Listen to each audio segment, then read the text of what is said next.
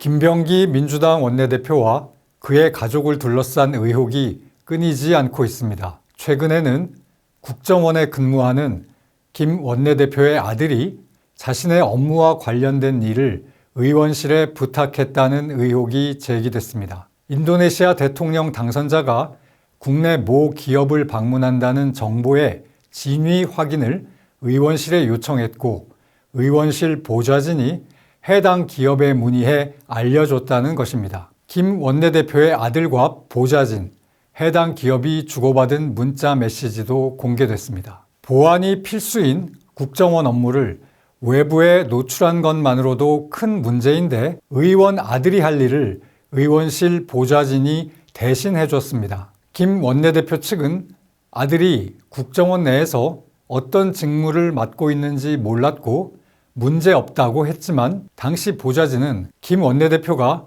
우리 아들 좀 도와줘 라고 해 도와줄 수밖에 없었다고 했습니다. 김 원내대표의 지시에 따른 것이라면 보좌진을 사적인 관계에 동원한 갑질에 해당합니다. 아들의 예비군 훈련 연기 신청까지 보좌진에 시켰다는 진술도 나왔습니다. 김 원내대표의 아내가 지역구인 동작구 의회 업무 추진비를 사적으로 유용했다는 의혹도 있습니다. 구의회 부의장이 전직 보좌진과 통화해서 김 원내대표 아내가 내 업무 추진비 카드를 썼다고 말하는 내용이 공개됐습니다. 사실이라면 김 원내대표가 지방의회 의원에 대한 공천권을 빌미로 갑질을 한 것입니다. 나라 돈을 유용했다는 혐의는 별도 수사가 필요합니다. 이 밖에 김 원내대표 가족의 지역구 병원 진료 특혜, 공항 의전 및 호텔 숙박권 제공 등 의혹도 제기된 상태입니다. 이런 요구를 할 때마다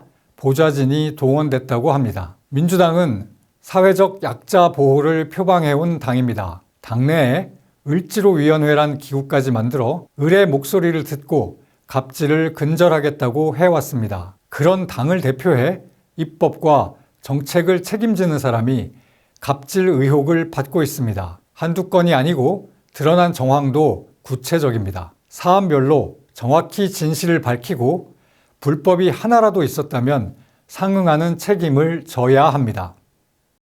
통일교 특검법안 처리를 위한 여야 협상이 29일 결렬됐습니다. 통일교 특검의 핵심 중 하나가 민중기 특검의 편파 수사 의혹인데 민주당이 이를 수사 대상에 넣지 말자고 주장했기 때문입니다. 민주당은 대신 신천지의 2022년 국민의힘 대선 경선 개입 의혹을 수사해야 한다고 했습니다. 통일교 특검 논의는 통일교가 전재수 의원 등 민주당 인사에게 금품을 줬다는 진술을 확보하고도 민중기 특검이 이를 제대로 수사하지 않은 사실이 드러나면서 시작된 겁니다. 신천지 의혹과는 아무 관련이 없습니다. 지난 8월 민중기 특검이 윤영호 전 통일교 세계본부장으로부터 민주당 전현직 의원 2명에게 수천만 원을 줬다는 진술을 받고도 특검은 국힘 의원만 기소했습니다. 편파 수사를 한 겁니다. 민중기 특검 측은 민주당의 의원 문제는 특검법상 수사 대상이 아니라고 판단했기 때문이라고 했습니다. 김건희 여사 관련이 아니라는 겁니다. 앞뒤가 맞지 않는 해명입니다. 민중기 특검이 구속 기소한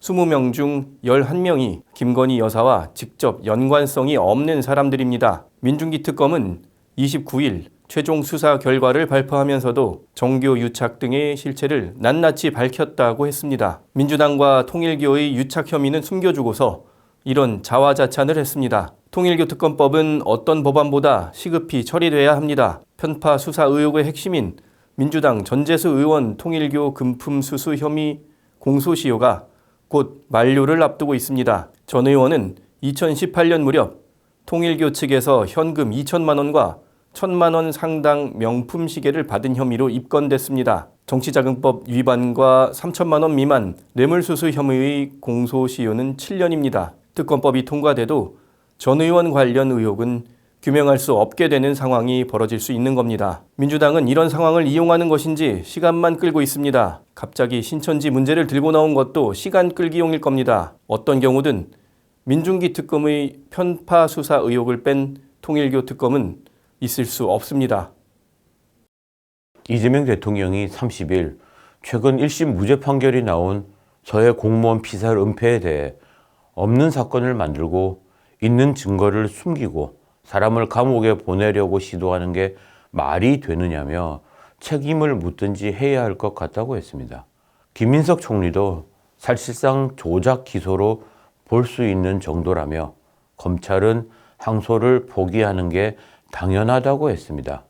서해 사건의 항소 포기를 공개 요구한 것입니다. 대통령과 총리는 서해 사건을 조작이라고 했지만 1심 재판부는 조작이란 말은 한 번도 쓰지 않았습니다. 해양수산부 공무원이 2020년 9월 서해에서 북한군의 피격 소각된 사실, 문재인 전 대통령이 사건 보고를 받고 26시간이 지나서야 국민에게 알린 사실 등을 인정했습니다. 당시 국방부와 국정원이 관련 첩보와 보고서를 대량 삭제한 것도 검찰 수사에서 사실로 확인됐습니다. 1심은 이런 사실과 정황을 모두 인정하면서도 형사처벌하기엔 증거가 부족하다고 했습니다. 무죄 판단은 조작 때문이 아니라 증거 부족이라는 것입니다. 항소제도는 1심의 오판 가능성 때문에 두는 것입니다. 경험 많은 판사라도 사실관계를 오인하거나 증거 판단에 오류를 범할 수 있습니다.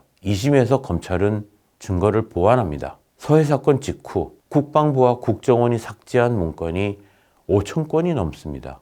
당시 청와대 비서관이 이게 덮을 일이냐고 반발했다는 진술도 있습니다. 그런데도 1심 재판부는 업무와 무관한 직원들에게 전파되지 않도록 하려는 의도였을 뿐이라며 은폐는 아니라고 했습니다. 그런데 문 정권은 유족의 정보 공개 요청을 거부하더니 관련 자료를 대통령 기록물로 지정해 15년간 봉인했습니다. 은폐가 아니라면 왜 이렇게 했겠습니까? 2심에서 다시 판단을 받아야 합니다. 1심은 문 정권이 공무원을 월북으로 몰아갔다는 혐의도 인정하지 않았습니다. 하지만 해경이 해상 추락으로 보고했는데도 청와대 회의에선 월북으로 바뀌었습니다. 해경 총장은 수사팀의 반대에도 월북이 맞다고 밀어붙였고 월북이 아니라는 증거가 나오자 난 안번거로 하겠다고 했습니다. 월북 이유를 지어내려 피해자의 빚까지 부풀렸습니다. 조작이 있다면 이것이 조작입니다. 피살된 공무원의 어린 딸은 재판부에 아빠를 나쁜 사람으로 만든 사람들에게 벌을 주세요라는 편지를 썼습니다. 검찰이 항소를 포기한다면 억울하게 죽은 국민의 명예를 회복할 마지막 기회마저 없어지는 것입니다. 항소 기한이 다음 달 2일입니다. 검찰은 항소해달라는 유족의 간절한 호소를 외면하지 말아야 합니다. 새해 첫날 국민의힘 신년 인사회에서 야권 통합과 계엄 사과를 당 지도부에 요구하는 목소리가 터져나왔습니다. 오세훈 서울시장은 장동혁 대표 면전에서 기다릴 만큼 기다렸고 참을 만큼 참았다면서 목소리만 큰 소수에게 휩쓸리지 말고 상식과 합리의 목소리에 귀를 기울여야 한다고 말했습니다. 주호영 국회 부의장도 민심을 잘 읽어야 한다며 노선의 전환을 촉구했습니다. 그러나 장동혁 대표는 변화의 핵심은 기본으로 돌아가는 것이라며 기존 입장을 재확인하는 데 그쳤습니다. 국민의힘은 비상계엄 이후 1년이 지난 지금까지 계엄에 대한 공식 사과를 하지 않고 있습니다. 이른바 윤 어게인 세력의 지지를 받은 당 지도부는 정체성을 강조하면서 생각이 다른 사람을 배신자로 몰고 있습니다. 민주당에서 시대착오적 공천 헌금 문제가 터지고 입법 폭주가 계속되고 있지만 국힘 지지율은 20%대에 갇혀 있습니다. 퇴행적인 모습에 여론이 등을 돌렸기 때문입니다. 여당을 정책적으로 압도할 대안 제시나 폭넓은 인재 영입도 없습니다. 1년 전 불거진 당원 게시판 문제로 새 벽두부터 내분만 키우고 있습니다. 지방선거 전망을 묻는 다수의 여론조사에서 국힘이 대부분 지역에서 패하거나 고전할 것이라는 결과가 나온 것도 이 때문입니다. 서울만 접전일 뿐 야당의 강세였던 부산에서도 민주당 후보들이 오차범위 밖으로 앞선다는 조사도 나왔습니다. 국민의힘이 6월 지방선거에서 제2의 교두보를 확보하려면 과거와 단절하고 정권을 맡길 수 있다는 신뢰를 회복하는 길 외엔 다른 방법이 없습니다. 개혁신당과의 통합에도 속도를 내야 합니다. 지방선거를 5개월 앞둔 지금 야권 전체가 힘을 모아도 시간이 부족합니다. 그러나 국힘 지도부는 민심보다는 당심이 먼저라는 폐쇄적 논리를 내세우면서 뺄셈 정치에 몰두하고 있습니다. 문호를 닫고 있는 정당이 어떻게 선거를 이길 수 있겠습니까? 지방선거에서 최악의 결과를 피하고 싶다면 지금 당장 변화와 통합을 위한 행동에 나서야 합니다. 장동혁 지도부에 남은 시간이 많지 않습니다. 비주류 인사들도 남 탓보다는 자기 먼저 기득권을 버리겠다는 헌신을 각오해야 할 겁니다.